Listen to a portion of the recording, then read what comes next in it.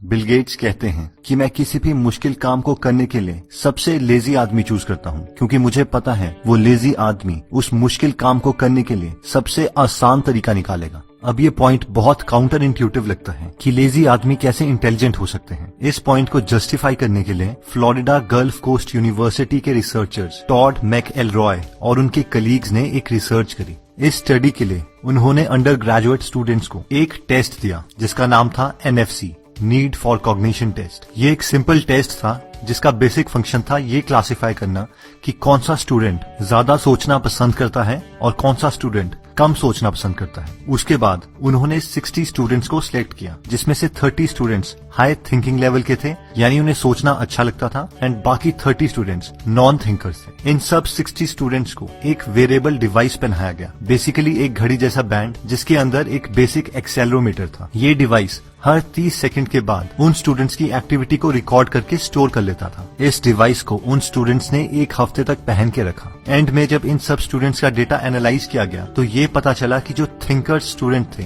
यानी जो ज्यादा सोचते थे, उनकी physical activity non thinker students के कंपैरेटिवली बहुत कम थी। बेसिकली इस स्टडी का कंक्लूजन था कि जो लोग हायर थिंकिंग एक्टिविटी में इन्वॉल्व होते हैं वो बाकी दुनिया की नजरों में लेजी होते हैं, सुस्त होते हैं। इस पॉइंट से सारे लेजी लोग खुश हो सकते हैं कि वो बहुत इंटेलिजेंट हैं, लेकिन इसका काउंटर पॉइंट ट्रू नहीं है। जो सारे ब्रेनी लोग हैं वो जनरली लेजी होंगे, लेकिन सारे लेजी लोग इंटेलिजेंट हो ऐसा जरूरी नहीं है।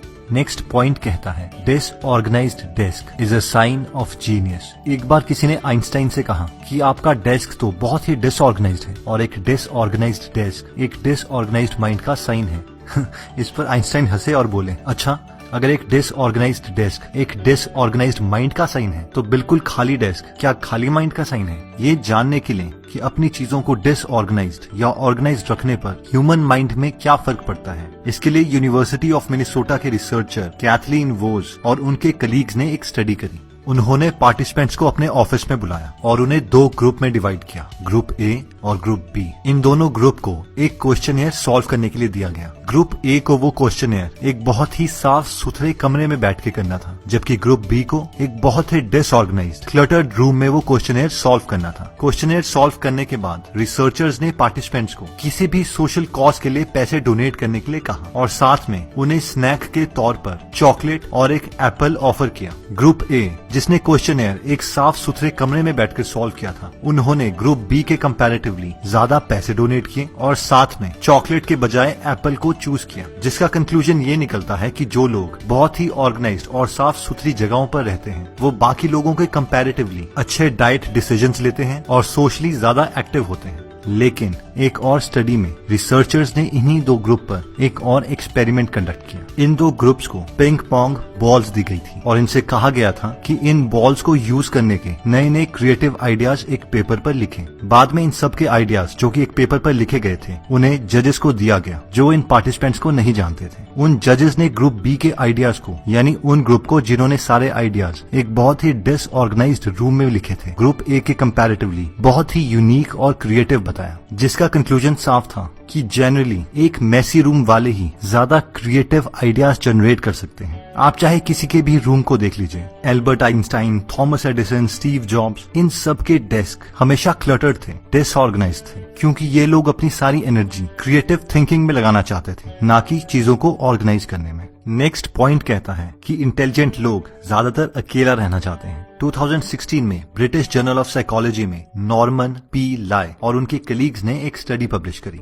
ये स्टडी 15,000 एडल्ट्स पर की गई थी जिनकी एज 18 से 28 साल के बीच में थी। इस स्टडी के रिजल्ट्स बहुत ज्यादा सरप्राइजिंग थे, जैसे कि इस स्टडी से पता चला कि जो लोग बहुत ज्यादा डेंसली पॉपुलेटेड एरियाज में रहते हैं वो लोग इन जनरल अपनी लाइफ से कम सेटिस्फाइड हैं उन लोगों के कंपैरेटिवली जो लोग कम डेंसली पॉपुलेटेड एरियाज में रहते हैं, यानी इन शॉर्ट गांव वाले लोग शहर वाले लोगों से ज्यादा सेटिस्फाइड होंगे। सेकंड, जो लोग ज्यादा सोशल हैं, अपने दोस्तों के ज्यादा करीब हैं, वो लोग जनरली अपनी लाइफ में ज्यादा खुश रहते हैं उन लोगों के कंपैरेटिवली जो अपने दोस्तों से कम कनेक्टेड हैं। और फाइनली इस स्टडी की सबसे इंटरेस्टिंग फाइंडिंग्स ये थी कि जब भी इंटेलिजेंट लोग अपने दोस्तों के साथ टाइम गुजारते हैं वो ज्यादातर दुखी हो जाते हैं। ऐसा क्यों है? क्योंकि जो लोग ज्यादा इंटेलिजेंट हैं या अपनी इंटेलिजेंस को ज्यादा यूज करते हैं, वो लोग ज्यादातर किसी लॉन्ग टर्म ऑब्जेक्टिव के पीछे लगे हैं, और कोई भी ऐसी चीज जो उन्हें उनके गोल से दूर ले जाती है, उनसे वो नाखुश हैं। आप किसी भी टॉपर को ले लीजिए, किसी भी सीरियस बिजनेसमैन को ले लीजिए, वो ज्यादातर कम सोशल होते हैं।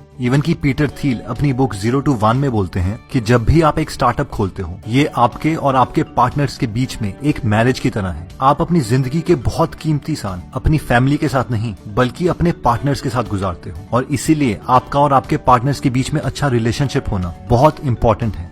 दोस्तों, हमने देखा कि 3 क्वालिटीज, जैसे कि लोनर यानी अकेले रहना, अनऑर्गेनाइज्ड डेस्क, सारा सामान इधर उधर रखना, और तीसरा था लेजी। अब हम देखेंगे कि ये क्वालिटीज जो कि रिसर्च बता रही है कि जीनियस का साइन है, क्या ये एक्चुअल में आजकल के इंटेलिजेंट लोगों में है भी या नहीं। तो पहली क्वालिटी आती है सोशली ऑकवर्ड, यानी अकेले अकेले रहना। तो मुझे लगता है कि ये पर्सनैलिटी ट्रेट हर जीनियस में था ही। अगर हम इलॉन मस्क की बात करें तो वो बचपन से ही बहुत अकेले रहते थे और कुछ ना कुछ सोचते रहते थे। वो इतने अकेले रहते थे कि एक बार उनकी माँ को लगा कहीं ये बहरे तो नहीं। उनके इसी एटीट्यूड की वजह से उन्हें स्कूल में बहुत बुली किया जाता था। इलॉन बताते हैं कि उनके बेस्ट फ्रेंड को स्टूडेंट्स बोलते थे कि वो इलॉन को बाहर लेके आए, और उसके बाद इलॉन को बहुत मारा जाता था। एक बार कई स्टूडेंट्स ने उन्हें इतना मारा कि वो सीढ़ियों से नीचे गिर गए और बेहोश हो गए। अगर हम इनकी पर्सनल लाइफ की बात करें तो इलॉन के 2 बार डाइवोर्स हो चुके हैं, और ये इनके बिजी शेड्यूल की वजह से ही हुआ है। ये लोग इतने बिजी रहते हैं कि ये अपने गोल्स को पूरा करने के लिए बाकी सारी चीजें सैक्रिफाइस कर देते हैं। अगर हम स्टीव जॉब्स की बात करें तो वो भी बहुत बिजी रहते थे। उनकी पहली गर्लफ्रेंड से हुई बेटी लीसा की रिस्पॉन्सिबिलिटी लेने से भी उन्होंने मना कर दिया था और कहा कि ये मेरी बेटी नहीं है। फेसबुक के फाउंडर मार्क जकरबर्ग के बारे में भी ऐसा ही कहा जाता है कि वो भी बहुत सोशली इनएक्टिव है। अगर हम second personality trait unorganised desk की बात करें तो ये कई पर्सनैलिटीज के लिए बिल्कुल गलत होगी। जैसे कि mister APJ Abdul Kalam sir, वो अपनी बुक विंग्स ऑफ फायर में लिखते हैं कि वो सोने से पहले ही विजुअलाइज कर लेते थे कि उन्हें अगले दिन क्या करना है, और उसके बाद ऑफिस में पहुंच के सारी की सारी फाइल्स को एक जगह ऑर्गेनाइज कर लेते थे और उनको प्रायोरिटी वाइज सेट कर लेते थे। उसके बाद वो अपनी हाईएस्ट प्रायोरिटी की फाइल निकालते और उसमें घंटों तक डूब जाते। जब तक वो खत्म नहीं होती थी वो दूसरा टास्क नहीं उठाते थे। इन शॉर्ट, कलाम सर बहुत ऑर्गेनाइज्ड थे। वैसे ही अगर हम इलॉन मस्क की बात करें तो हो सकता है उनका डेस्क डिसऑर्गेनाइज्ड हो, लेकिन उनका पूरा दिन बहुत अच्छे तरीके से ऑर्गेनाइज्ड होता है। वो रात को 1 बजे तक काम करते हैं और 6 घंटे की नींद लेके सुबह 7 बजे उठ जाते हैं। ज्यादातर अपना ब्रेकफास्ट स्किप करते हैं और पूरे हफ्ते अपनी 2 कंपनीज स्पेसएक्स और टेस्ला मैनेज करते हैं। मंडे और फ्राइडे के दिन वो स्पेसएक्स में काम करते हैं जिसका मिशन है मार्स पर जाना, और ट्यूसडे, वेडनेसडे और थर्सडे के दिन वो टेस्ला पर काम करते हैं जो कि एक इलेक्ट्रिक कार कंपनी है। वो एटलीस्ट 80 to 100 आवर्स हर हफ्ते काम करते हैं। इन सब के बावजूद वो अपना आधा दिन एक non profit organisation open artificial intelligence में भी स्पेंड करते हैं। उनका 80% टाइम इंजीनियरिंग और डिजाइन डिपार्टमेंट में स्पेंड होता है। अगर हम लास्ट क्वालिटी लेजीनेस की बात करें तो कोई भी इंटेलिजेंट पर्सन लेजी तो किसी हालत में नहीं है।